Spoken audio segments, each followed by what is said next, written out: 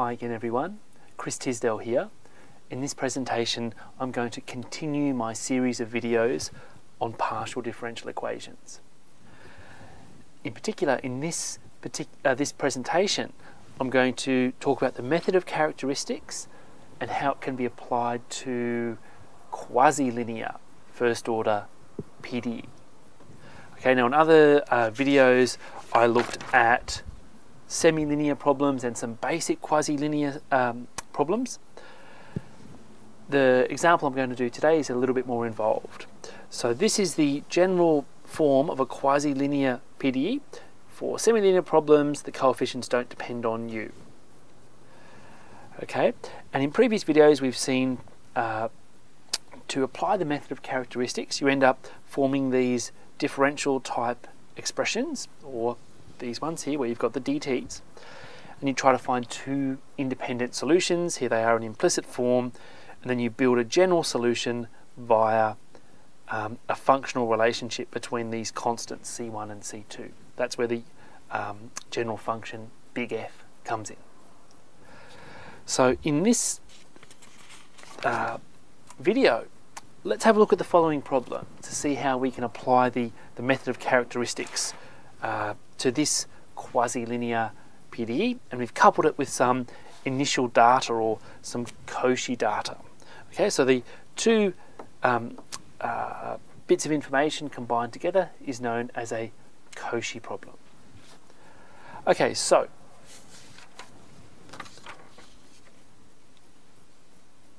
I'm going to use this form here, and in previous videos we've seen how we can combine these expressions to form two ordinary differential equations. Now the method I'm going to show you today is a little bit different. We're going to manipulate these and come up with a function h and j whose derivative with respect to t is 0. Once you have that, you can get these two expressions immediately. So it's a little bit different to what I've shown you in the previous videos. So let's have a look at how it's all done. So let's write down this. So in this context,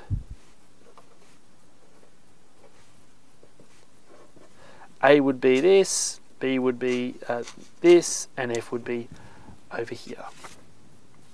Okay, so let's consider the following equations. So this over A would be the following.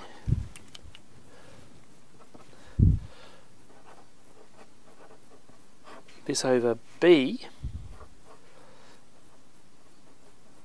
is the following, and this over F is just this. Okay, so how do we actually simplify these equations? And you can do this using just a little bit of basic algebra. Okay, so we have the following: A over B equals C over D if and only if A plus C over B plus D equals, say, C on D or A on B. Okay, and this can be easily proved. So how does that help with our situation? Okay, well, first of all, if I take this x up here, the y up here, and the u up here, I'm going to look to see how I can add or subtract the expressions to simplify, in a sense, the denominators, just by adding or subtracting. Okay, you can have a subtraction signs here too, by the way. So let me show you how that works.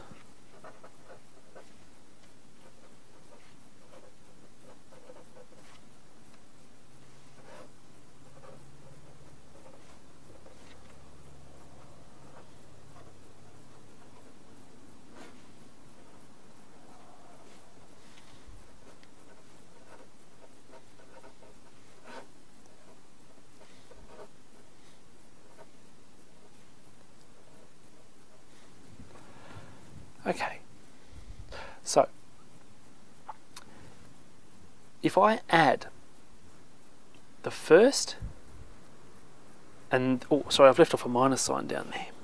Okay, so I've left off that minus sign. Okay, now if I add the first and the second expression, you'll see the u's will cancel out, and I'll be left with y squared minus x squared. Now that is almost the same as this. Okay, that means it's just out by a minus sign. That means that we'll be able to cancel these things and simplify. So this is a good sign.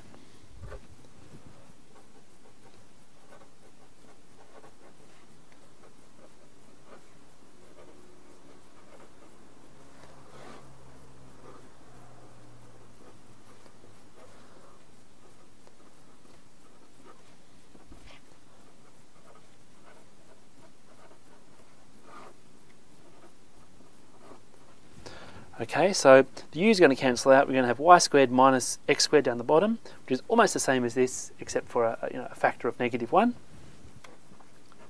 So what I can do is scrub out the u's. I can put a minus sign down here, for example, and scrub out everything in the denominator, and then I can bring this to the other side. Okay. So you can see now that I've simplified the problem. Now when I bring this to the other side, it'll be a positive because there's the denominators are out by a factor of -1.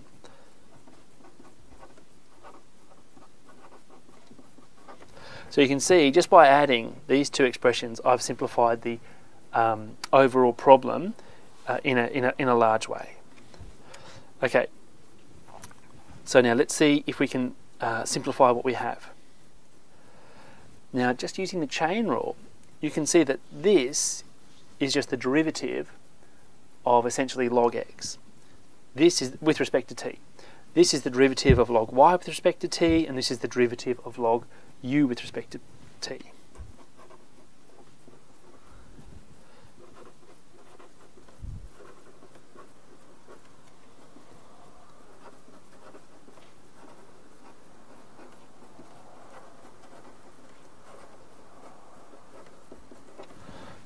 Okay, so I can take this, the common ddt's out the front,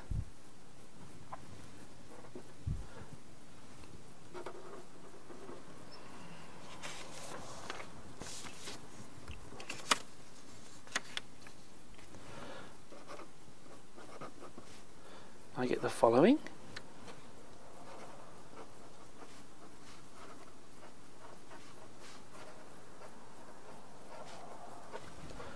Okay, now if I use my log laws, I can combine them into one logarithm.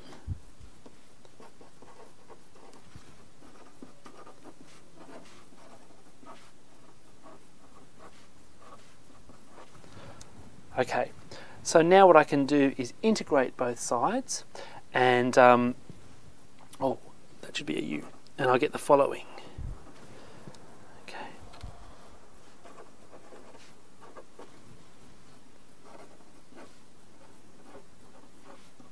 Say k, where k is a constant. Okay, now if I simplify this expression, it just comes out to the following. Okay, so essentially, if you want to, you can take the exponential of both sides and then re-evaluate the role of the constant here, and you'll get the following.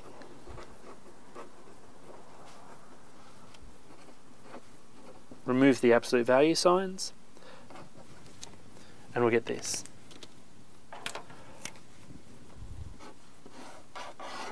Okay, so essentially you can think of this expression here as one of these expressions. Okay, so we found a h or a j whose derivative with respect to t is 0, just by playing around with our expressions. Okay. So that's one solution so far. How do we get the other solution? Okay, well,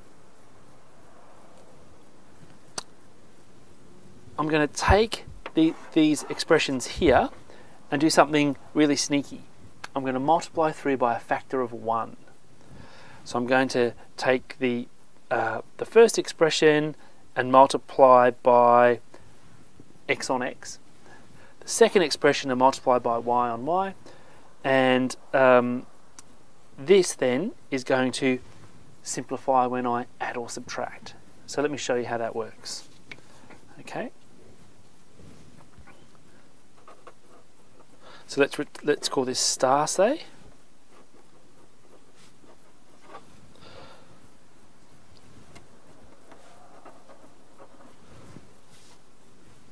Okay, so I'm going to multiply through by a factor of 1.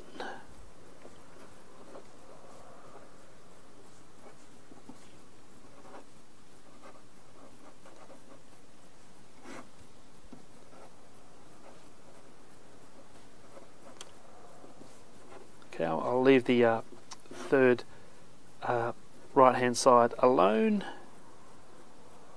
It's a squared in there. Okay, so how does that help us? Well, if you see that we add these two expressions together, again, let's see how the denominator simplifies. Well, x squared y squared and x squared y squared will cancel out. We'll be left with a common factor of u and x squared minus y squared, which is the same as the denominator over here. Okay, so that's a good sign because we can just cancel them off then. Okay, so if you add these two expressions, we'll get the following.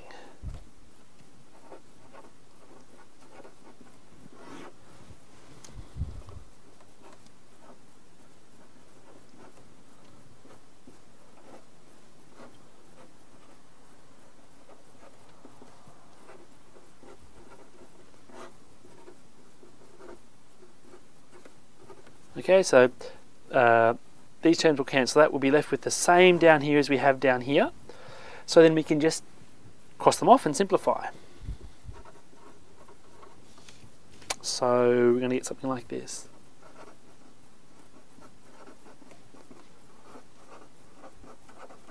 And this can come over to the other side, say. Okay, we're in a good spot now because, again, by the chain rule or the product rule, this is the derivative of x squared with respect to t. This is the derivative of y squared with respect to t. And this is just the du dt. Okay, so let's continue on our way.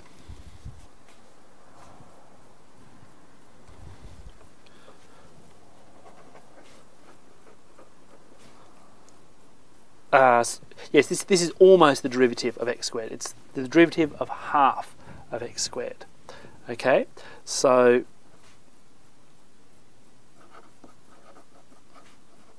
that's better.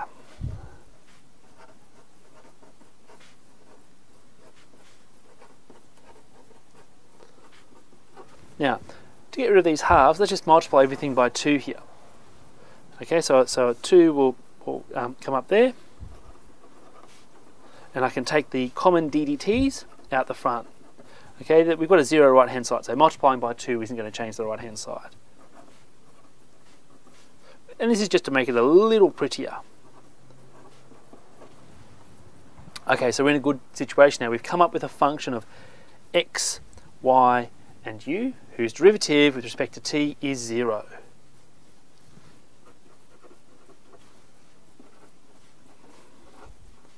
Oops, minus, say C2. Okay. All right. So we've now got two expressions whose derivatives with respect to t are 0. Okay, so essentially this left-hand side would be one of these functions and this left-hand side would be the other function. Okay, so we're in a great position now. We can combine those using a functional relationship between the constants, and I've explained why that's true in previous videos. So we'll build our general solution.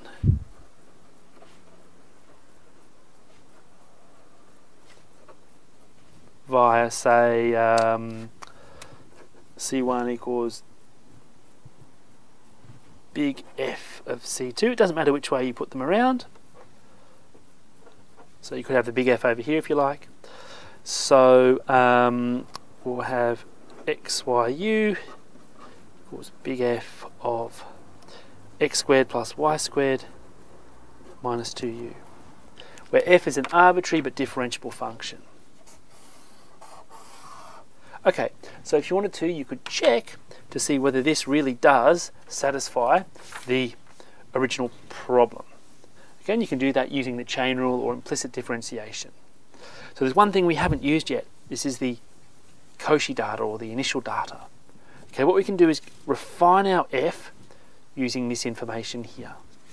Okay, so this is the last part of the problem.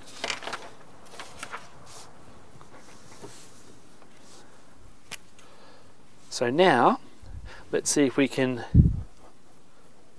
refine f via our Cauchy data. So basically along the line or the curve y equals 3x, we know the solution is x squared. Okay, so let's go up here, replace y with 3x, u with x squared, and see if we can formulate a particular function big F. So let's call this double star.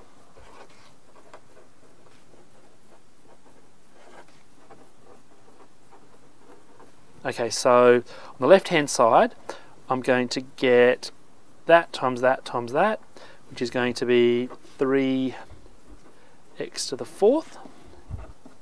And on the right hand side I'm going to get that that plus this all squared, so 9x squared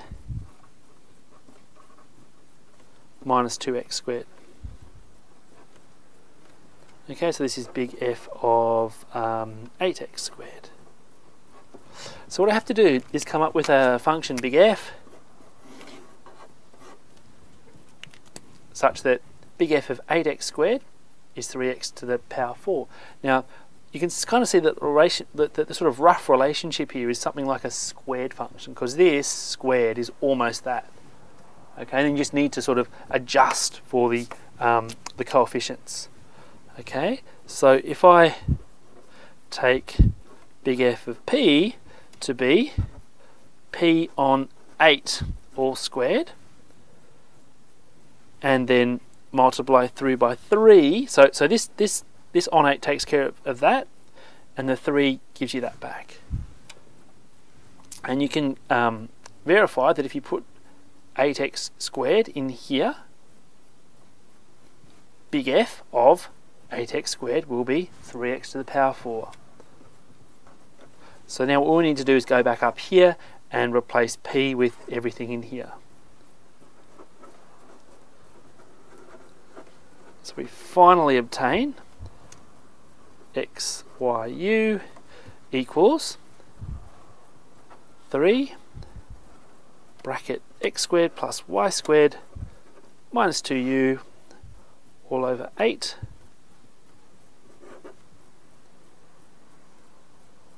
all squared. Now this is an implicit form of solution, and this is quite common with quasi-linear problems. Okay, so it's quite a long problem, quite involved, but hopefully you can see a few tips and tricks in there. Firstly, just to recap, sometimes it's easier to try to come up with these functions h and j whose derivatives with respect to t are 0 just by playing with these expressions, either by adding or subtracting them. Okay, in this particular example we also played around with multiplying through, where is it? Let's see if we have it here. Ah yes, multiplying through by a factor of 1 here and here. So that's another good tip for simplifying these problems. And when you're adding or subtracting or manipulating, you want to try to simplify the denominators, either through addition or subtraction, or through manipulation, so you get the same denominator. Okay, so there are some tips for solving some quasi-linear PDEs. I hope you can join me for more presentations on partial differential equations in the future.